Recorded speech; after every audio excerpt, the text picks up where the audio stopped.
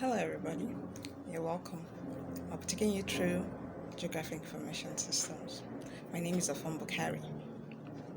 GIS stands for Geographic Information System.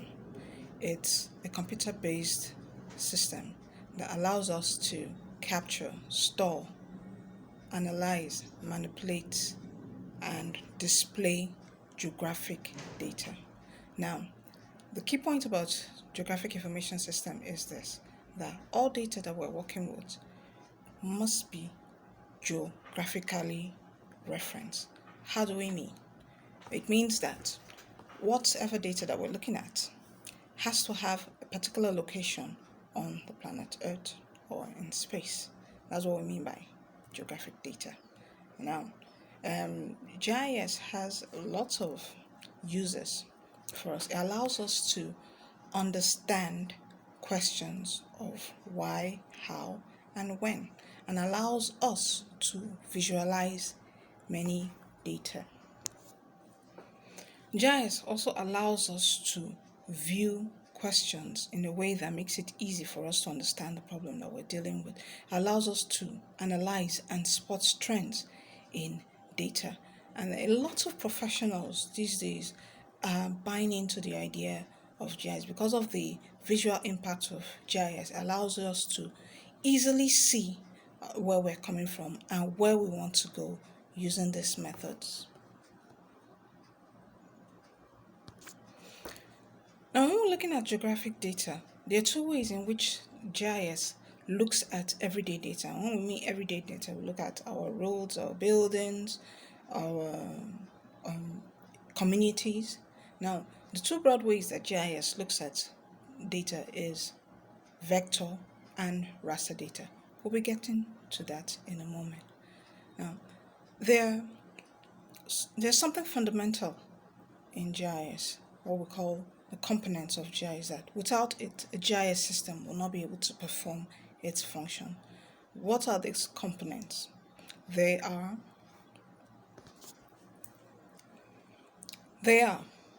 people, data, hardware, software, procedure or methodology, and network. Now, let's break this down. The first one, people. Now, these are the men and women or individuals that process this geographic data. Remember that from the definition of GIS, we said that this is a system that allows us to capture, manipulate, analyze, store geographic data. Now, you cannot store this if somebody does not go out to get these data. All right. And now, whether you're in the capturing aspect of it, whether you're at the back end processing, analyzing, and spotting trends of this data, the people element is very important. Now, let's look at the second component of GIS, which is data. As mentioned earlier, there are two broad scopes of data that we look at in GIS, which is the vector and the raster data. Now, the vector data allows us to view everyday aspects in geometric forms. How do we mean? We look at every day, we interact with roads, buildings, where we live, where we're going to, where we work, where we school, and so on. Now, in geography or in GIS, all of these components can be viewed using a vector format. Vector format looks at real-world situations in three broad ways, which are the point data, line data, area, or polygon data.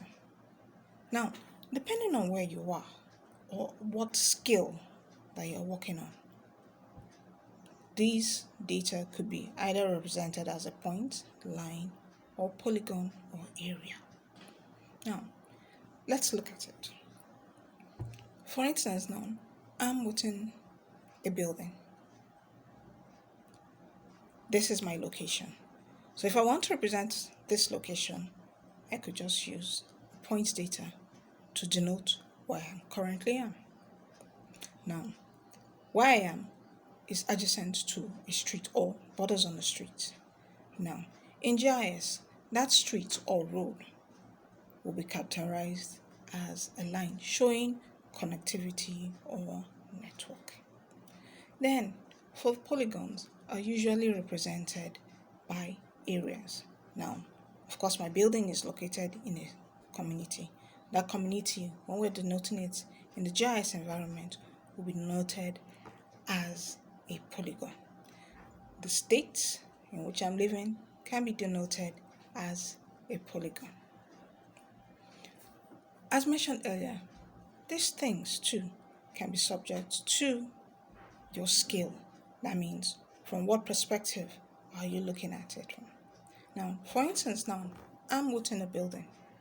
Now, at a certain resolution, at a certain scale, my building will be represented as a polygon, of course, a rectangular building or a square or circle, depending on the case. But if I'm to look at my building at a different scale or at a different perspective, it will no longer be represented as a polygon. For instance, now, I'm looking at my building from another building. It will be represented as a polygon. But if I was to view my building up in the sky, let's say from within an airplane, as I'm leaving the ground, when we're taking off, the building still appears as a polygon, right? But by the time we get to 20,000, 30,000 feet, what do we see? Most buildings will become very small, and thereby, when we're representing it at that particular scale, it will no longer be a polygon, but instead a point data. Then same thing for your line data. Depending on the scale in which you're looking at the thing, line data could either be presented as a line or a polygon. For instance, now, if you're looking at a stream or a river at a certain scale, of course it will appear as a polygon. What about you take that same river and look at it at a different scale? Then you're looking at it at 15,000 feet in the air or 20,000 feet in the air. It will now be represented as a line data.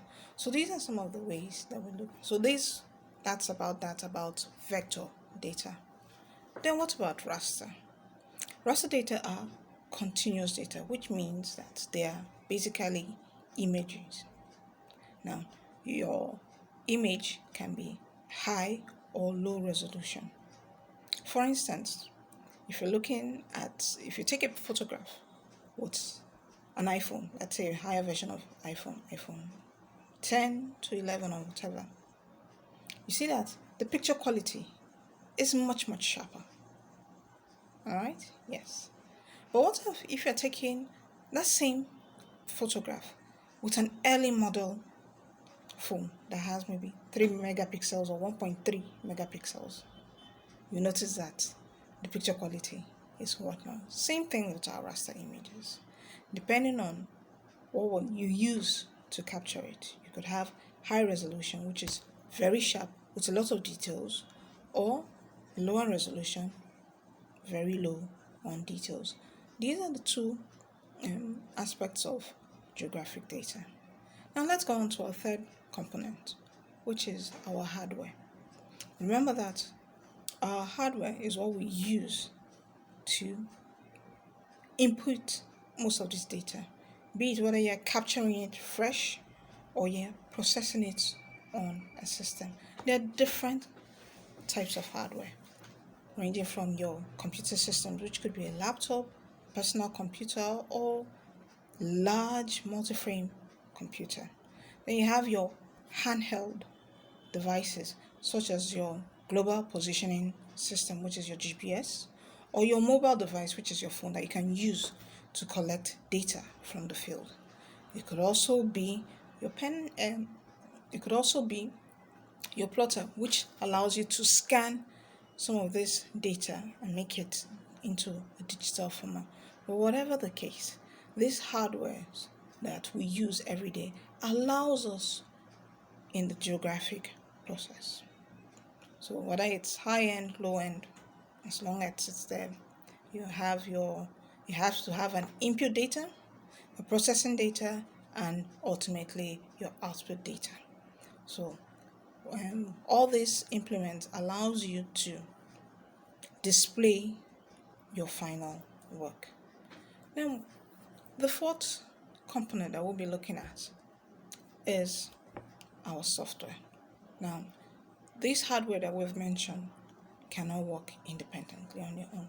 They need operating systems or software running on them to allow us to carry out our process, and that's what we're looking at.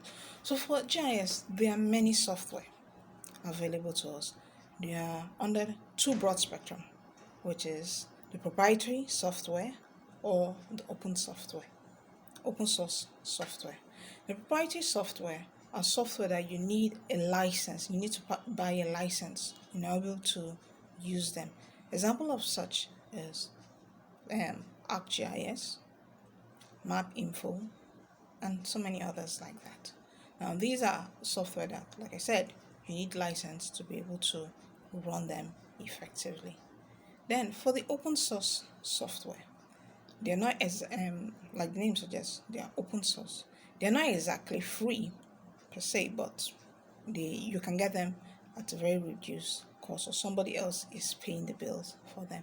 An example of such open source software are QGIS, like your Google Earth is also an open source software, and many more like this.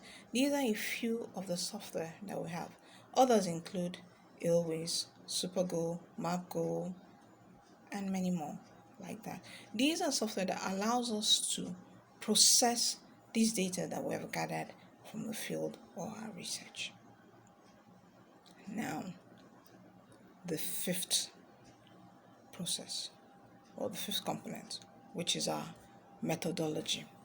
Now, your methodology or process allows us to input what we've gathered in a specific format that allows us to give us specific results, such as you first of all capture your data, download your data into your hardware, use your software device to process this data, bringing in trends, analysis, and the like, then ultimately giving you the output, which is your result. Now, without this process, whatever results you're getting could be inaccurate or incomplete. So, if you decide to process without going to the field, will you be able to process without having something to input? No, of course not. So these are some of the components. Then the final one, which some textbooks might not cover, or some might cover depending on what you're looking at, is the network. Now, in today's world, there is absolutely nothing that we cannot do on the internet. Now, it allows us to connect to people in distant places. It allows us to transfer, receive, send data over long distances, especially now considering that with the current isolation that we're experiencing worldwide, people can still work from home using the internet. And it's also important in our geographic process. It allows us to receive data, store data, even download and receive and use this data in places that we know, in places that we can, and we need it to use. And it also connects clients to your analysts and your GIS experts and the likes. So these are some of the uses of it. So once again, these are the 6 components of a geographic system, which is your people, your data, your hardware, your software, the processes, and internet. So we'll be going on to the next aspect of this discourse, which is applications of GIS.